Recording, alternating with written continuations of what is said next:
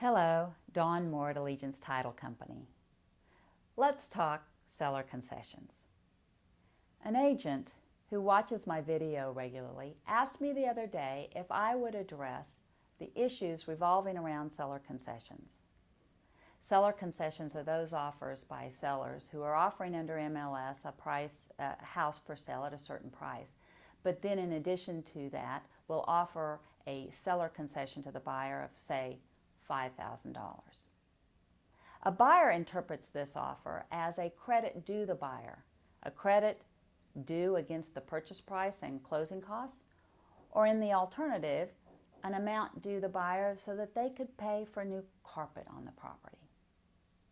Unfortunately, under the TREC contract, the offered seller concession is usually handled under paragraph 12A1B, which reads, "Seller shall also pay an amount not to exceed blank," and in this case $5,000, "to be applied to buyer's expenses as allowed by lender." The term buyer's expenses is a defined term under the contract, and as it is defined, those buyer's expenses only include typical closing costs, repair inspection fees, and prepaid items such as casualty insurance or taxes. It does not include a credit back against the purchase price or a credit for purchase of new items for the property. And in addition, some lenders will not allow a seller to pay prepaid items on behalf of the buyer. So where the problem arises with a seller concession is when the typical closing costs and allowable prepaids do not equal or exceed the seller concession.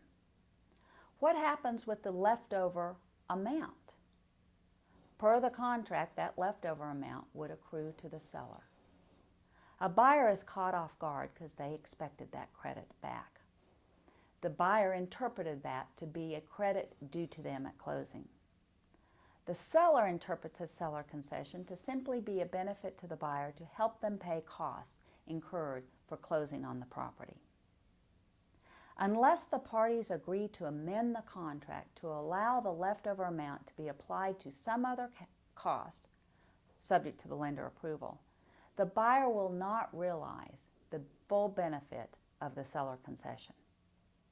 Just yesterday, I had an agent call me and ask what could be done when her buyer, unbeknownst to her, had decided at last minute to pay all cash for the property rather than provide the necessary paperwork to obtain the conventional loan.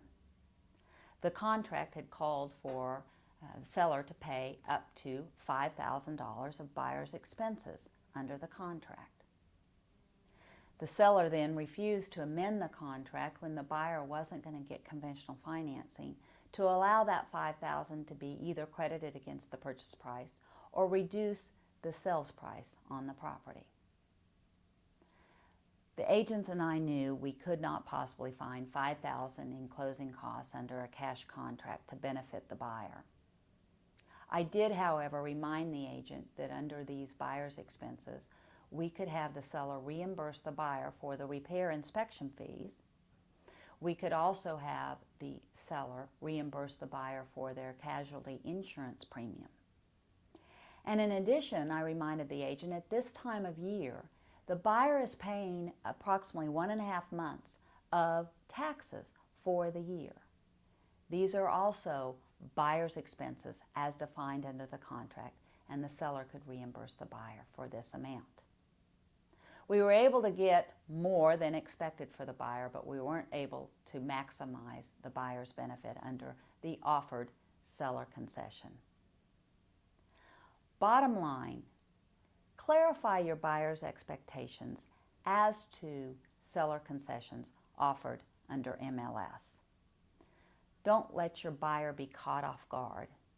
Let them understand what it means so that they can structure their loan and/or their transaction to maximize the benefit of the seller concession. I hope this has been of value to you. Allegiance Title wants to be your resource for results. And if I can ever be of any service or any one of my team members can be of help, please call on us. Thank you.